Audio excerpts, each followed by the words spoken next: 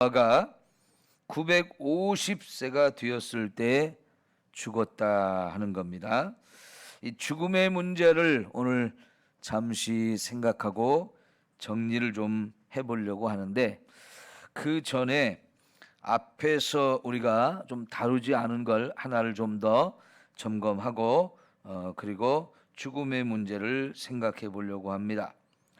앞에 보면 노아의 아들 함이 아버지가 술에 취해서 벌거벗고 누워있는 그 모습을 지켜보았죠.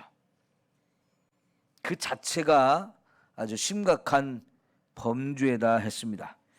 우리말 표현으로는 그냥 뭐 어쩌다 본 것 같고 지나치다 본 것 같이 생각할 수도 있는데, 히브리어 원어로 보면 이것은 그런 게 아니고요. 그 벌거벗은 아버지의 모습을 보면서 한참이나 지켜보고 그걸 지켜볼 때의 마음이 아주 음란한 마음을 가지고 지켜보았다는 얘기죠. 그것도 심각한 범죄인데, 그리고는 밖에 나와서 두 형제에게 아버지의 그런 모습을 떠벌렸다는 얘기예요. 무슨 뭐 재밌는 얘기를 하는 것도 아니고 신나는 얘기를 하는 것도 아닌데, 사실은 아버지의 치부잖아요. 부끄러운 모습이잖아요. 그걸 막 떠들어대는 거예요. 이것도 심각한 죄죠. 자, 여러분, 그런 이야기를 들었을 때 셈과 야벳은 어찌했습니까? 아이고, 아버지가 크게 실수했구나. 우리 아버지의 그 실수를 우리가 덮어주자. 그러면서 그러니까 지금 어깨에 옷을 메고 뒷걸음질을 쳐서 아버지의 하체를 보지 않고 덮어드렸다는 거죠. 여기서 옷이라고 표현한 것은 지금 우리가 입고 있는 옷과는 좀 달리 큰 보자기 같은 거예요. 그래서 그냥 몸에 두르는, 그래서 평소에 낮에 같은 데는 이걸 옷으로 사용해서 몸을 두르고 이렇게 하지만 저녁이 되면 이것을 이불처럼 덮는 그런 용도라고 보면 되는데, 예수님 당시에도 이런 옷을 많이 입었어요. 그래서 이 두 형제는 아버지의 그 하체를 덮어드리려고 옷을 가지고 들어가는데, 그 아버지 하체를 보지 않기 위해서 뒷걸음으로 가서 덮어드렸다는 거죠. 여러분, 오늘 저와 여러분이 세상 살면서 남의 허물을 덮어주는 사람이 되어야지, 그걸 막 떠벌리는 이런 사람이 되지 않기를 축원합니다. 여러분, 수근수근하는 죄가 있다 그랬어요. 로마서 1장에 보면, 끝에 보면 인간의 죄에 대한 목록이 나오는 것 중에 수근수근하는 죄가 있다 그랬어요. 뭘 가지고 수근수근하겠어요? 대부분은 남의 이야기예요. 남의 이야기. 그것도 부끄러운 이야기. 덮어주어야 될 이야기를 자꾸 수근수근하죠. 그래서 우리 속담에 발 없는 말이 어떻게 된다고요? 천리를 간다 그랬어요. 이 말이 발이 없는데 어떻게 이렇게 금방 삽시간에 천리까지 가는지. 왜 그래요? 자꾸 떠드니까 그래요. 수근수근하니까. 너만 알고 있어. 근데 어떻게 그게 너만 알고 있는 것이 됩니까?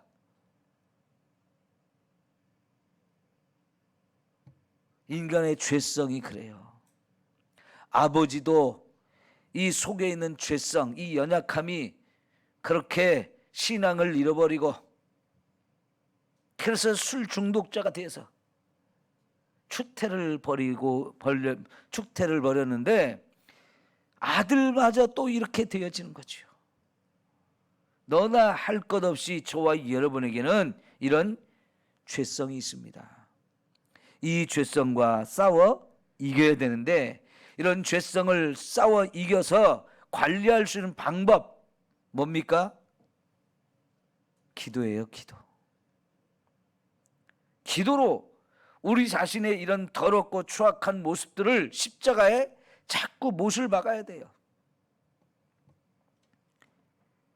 그리고 말씀이 있어야 이 죄를 이길 수 있어요. 거기에 성령의 충만함을 힘입으면 이건 최고의 죄를 이기는 힘입니다. 네? 우리 그래서 더욱 성령의 충만한 은혜를 하나님께 구하고 성령으로 충만한 상태로 우리가 살도록 힘쓰게 되면 이거 죄는 얼마든지 이겨요. 지금 셈과 야벳은 자기들도 똑같이 죄를 지을 수 있는 상황인데도 불구하고 그걸 관리하잖아요. 그렇죠? 죄를 짓지 않기 위해서 노력하잖아요. 내 속에서 올라오는 이 죄가 유혹합니다. 그래? 우리도 한번 가서 볼까? 이렇게 되어질 수 있는 건데 안 돼. 그건 보면 안 돼. 아버지를 덮어드려야지. 아버지의 수치를 덮어드려야지 하면서 옷을 가지고 들어가서 덮어드리면서 자기들은 보지 않는 이런 모습이야말로 얼마나 아름다운 모습인지요.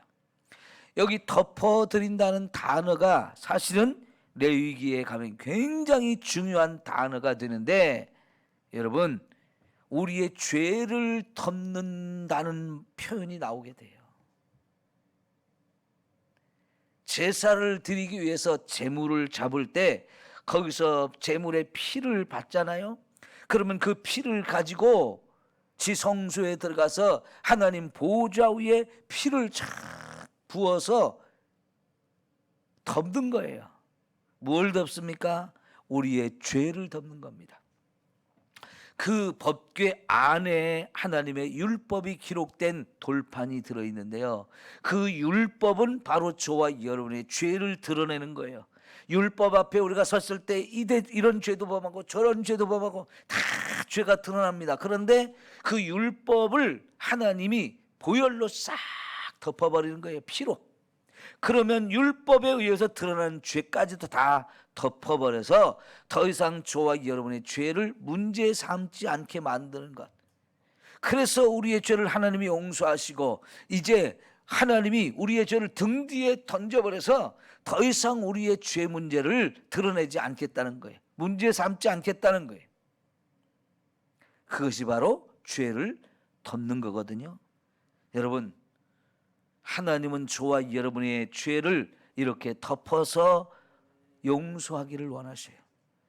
그걸 위해서 하나님의 어린 양 예수님을 죽여서 그 십자가에 흘리신 피가 저와 여러분의 죄를 다 씻어내기 때문에 우리가 하나님 앞에 의인으로 설 수 있게 되어지는 거죠. 이거는 너무나 어마어마한 은혜입니다. 여러분 그래서 하나님을 통해서 저와 여러분의 죄를 다 이렇게 용서받고 씻음받아 사는 저와 여러분은 이 땅에서 내 이웃, 내 형제들의 죄를 덮어줄 수 있는 사람이 돼야 돼요. 이게 진짜 은혜예요. 은혜를 받은 사람의 모습이에요, 그게. 그런데 죄인들은 자꾸 자기도 죄인이면서 남의 죄를 자꾸 들춰내서 심지어 남의 눈 속에 있는 티끌까지도 빼내려고 그러죠. 그걸 문제 삼죠. 자기 눈에는 들보가 들어있는데 그걸 모르고 남의 눈 속에 있는 그 티끌, 그거의 문제라고 자꾸 그것까지도 빼내려고 막 눈을 까 뒤집는 거지요. 여러분, 저와 여러분이 그렇게 살지 않기를 축원합니다.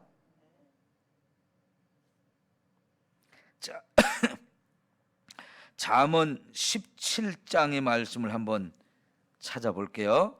잠언 17장 9절입니다.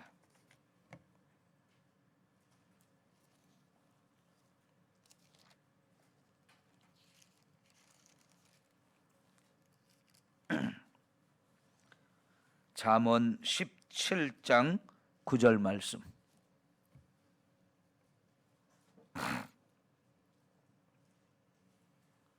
다 같이 함께 봅니다. 시작. 허물을 덮어주는 자는 사랑을 구하는 자요 그것을 거듭 말하는 자는 친한 벗을 이간하는 자니라. 아멘.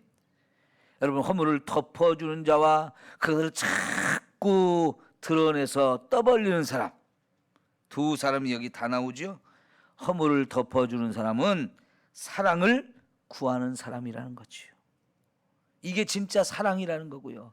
그럴 때 진짜 사랑하는 내 이웃을 만나고 내 형제를 만나게 되는 거예요.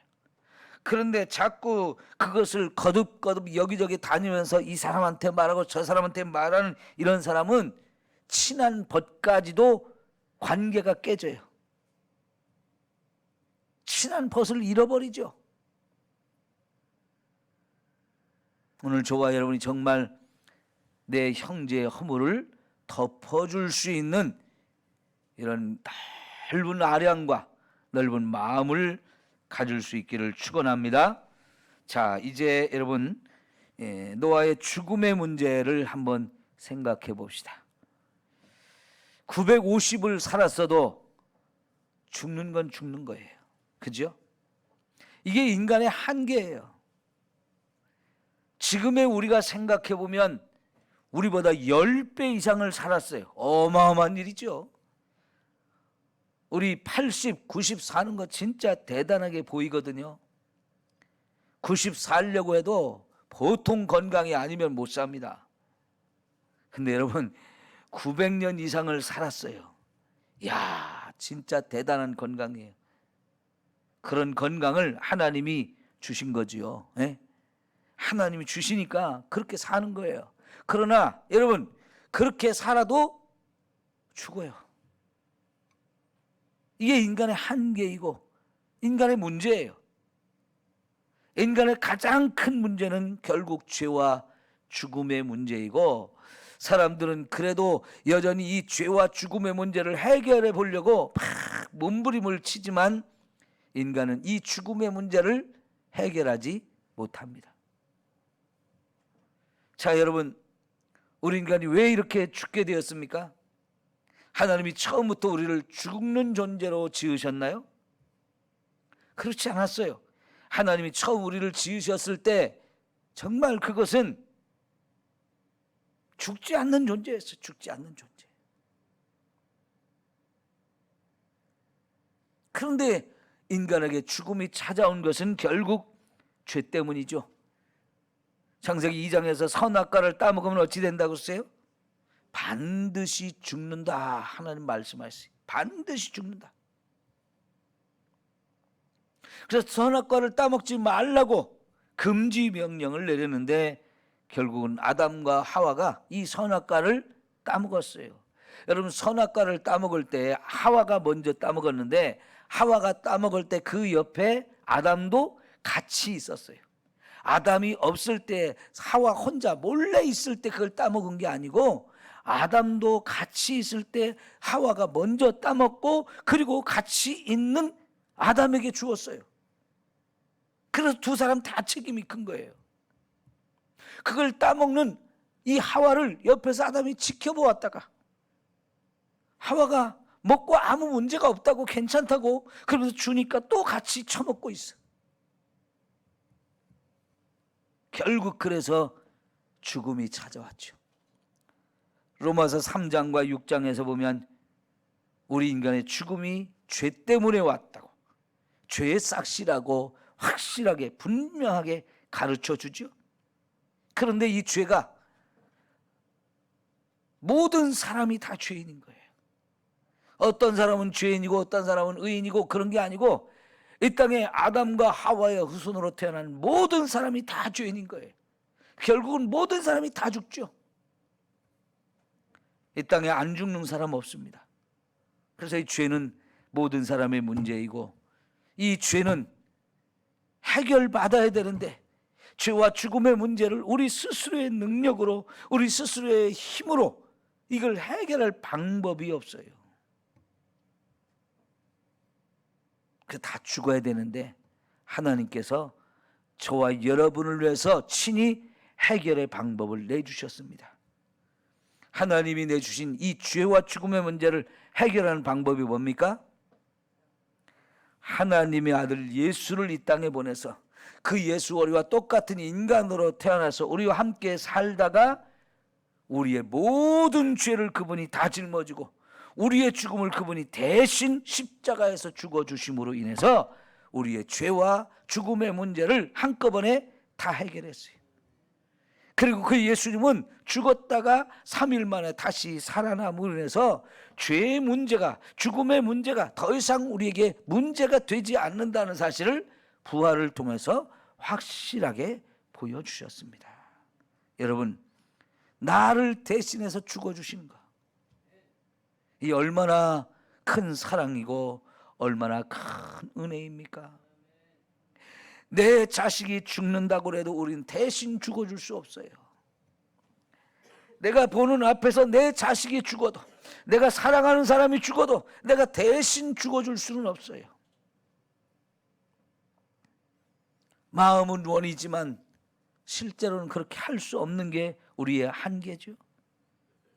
그런데 여러분, 하나님이 친히 사람이 되어서 하나님이시기 때문에 저와 여러분을 대신해서 죽어주신 거예요. 사람이면서도 또한 하나님이시기 때문에 그 예수님이 저와 여러분을 위해서 얼마든지 우리의 죄를 다 짊어지실 수 있었고 우리를 대신해서 죽어주심으로 인해서 저와 여러분의 죽음의 문제, 죄의 문제를 다 해결해 주셨어요. 그리고는 그분이 부활하셔서 정말 영원한 생명을 가졌듯이 저와 여러분도 죽음의 자리에서 일으켜서 영원한 생명을 가질 수 있게 하신 거지요. 그래서 여러분, 요한복음 3장 16절에 하나님이 세상을 이처럼 사랑하사 독생자를 주셨으니 이는 저를 믿는 자마다 멸망하지 아니하고 뭘 얻어요? 영생을 얻는다. 영원한 생명, 영원히 사는 길이 열렸다는 거예요. 예? 죽지 않고 죽어도 다시 살아서 영원히 살 수 있는 길이 예수님을 통해서 저와 여러분에게 주셨다는 거지. 영원히 산다는 것, 영생을 가졌다는 것, 그건 죽음의 문제가 해결되어진 거지요. 만약 저와 여러분이 죽음의 문제가 해결되지 않으면 어떻게 됩니까? 그것은 죽음 후에 심판을 받아야 하는 거예요.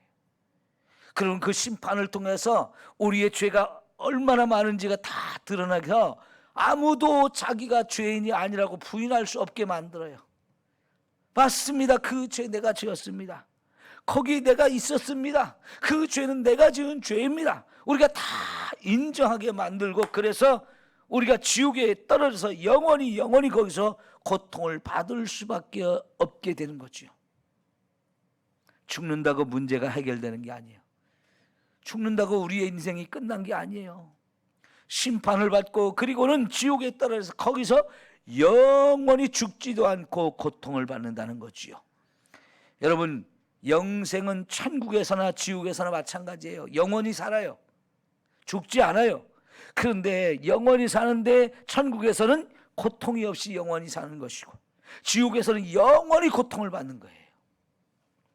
우리 어디서 살아야 돼요? 천국에서 살아야죠. 그래서 여러분, 요한계시록 14장 13절에는 주 안에서 죽는 자들이 복되다 그랬어요. 예? 주 안에서 죽는 자는 복되다는 거예요. 그러니까 여러분, 저와 여러분이 예수님을 믿는 사람이니까 죽는 걸 두려워해야 됩니까? 두려워하지 않아야 됩니까? 두려워할 필요가 없어요. 걱정할 게 없어요. 오히려 주님을 믿다가 죽는 것, 이것은 복된 일이라는 거죠. 예? 왜? 이제는 이 땅에서 우리가 육체를 가지고 죄악 가운데서 살면서 막 수고하고 애통하고 슬픈 것들이 다 끝났다는 거예요. 더 이상 그런 일이 우리가 없다는 거예요. 이제 우리는 천국에 가서 주와 함께 영원히 복을 누리며 살 수 있게 되었기 때문에 이래 주 안에서 죽는 자는 복이 있다. 한번 따라합시다. 주 안에서 죽는 자는 복이 있도다. 네, 저와 여러분의 죽음은 그대로 복이에요. 복. 가장 아름다운 복이에요. 그래서 예수 믿는 거 정말 잘한 거예요. 네? 예수 믿는 게 정말 잘한 거예요. 그러나 여러분, 예수를 안 믿는 사람들은 죽음이 얼마나 두려워하는지 몰라요. 여러분도 종종 다른 사람들의 임종을 지켜본 일이 있겠지만 저는 정말 많은 분들의 임종을 지켜봤어요. 그런데 하나님을 믿지 않는 사람의 죽음은 너무 불행해요. 그러나 하나님을 믿는 사람들의 죽음은 너무나 아름다워요. 기쁨이 있어요. 찬송이 있어요. 여러분, 우리 조상들은 소상을 치르면 많이 울어야 된다고, 그래야 효도하는 거라고 했어요. 그래서 울음은 안 나와도 슬프지도 않은데 그냥 억지로 아이고 아이고 곡소리를 내는 거잖아요. 왜 그래요? 거기는 소망이 없어요. 거기는 영생이 없어요. 그걸로 끝이에요. 다시는 만날 수 없게 되니까. 그거밖에는 할 게 없잖아요. 그런데 여러분, 하나님을 믿는 사람들의 장례식에는 찬송이 있어요. 찬송이. 너무나 다르잖아요. 장송곡을 부르는 게 아니에요. 슬퍼서 부르는 게 아니에요.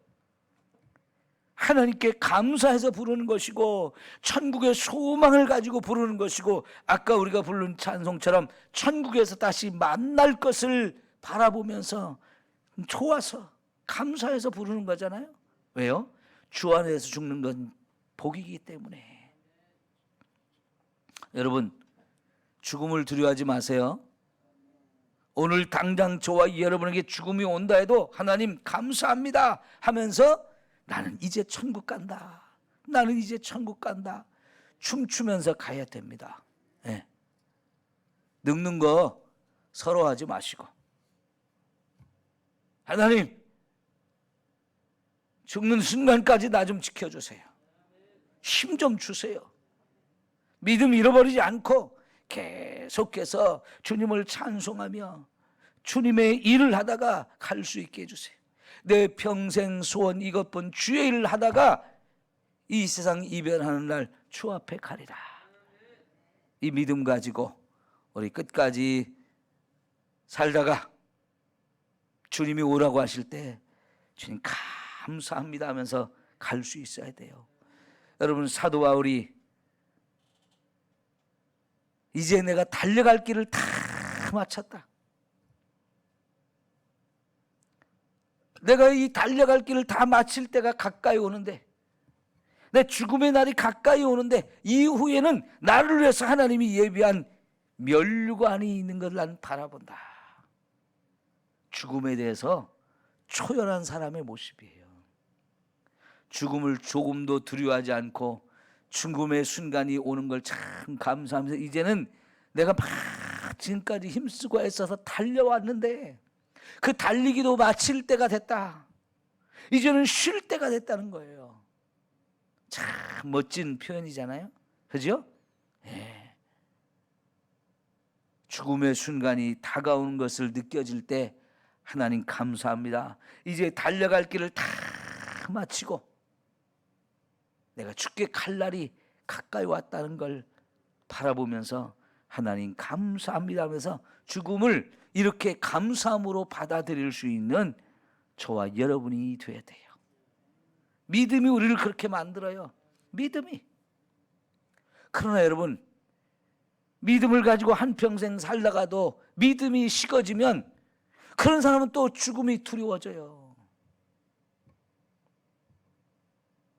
그러니까 그런 사람을 위해서는 우리가 가서 같이 기도해주고 같이 찬송해주고 말씀으로 소망을 갖게 하고 힘을 불어넣어주면 그 순간에 다시 힘을 얻어서 감사하며 기쁨으로 죽음을 맞이하는 걸 우리가 볼 수 있어요.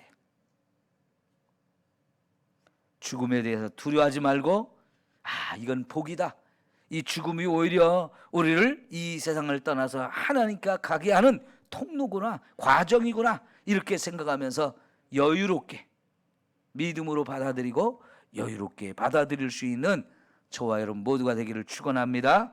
기도합니다.